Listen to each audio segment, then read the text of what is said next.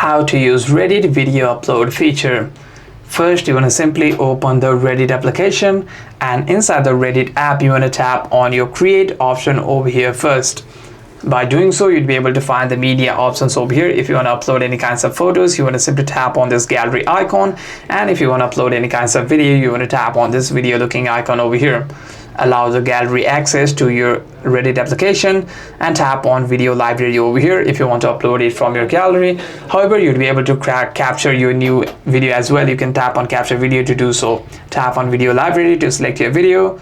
Tap on the video that you want to upload, tap on done over here, and your video has been uploaded over here. You would be able to type it out your title over here, give your video a title over here, and once you have done so, you'd be able to tap on this post option over here. Once you select your community that you want to upload to, and tap on post over here to post your video on that subreddit. Hope this video was helpful, and if you have any further questions, make sure to leave a comment down below, and I'll see you guys on the next one.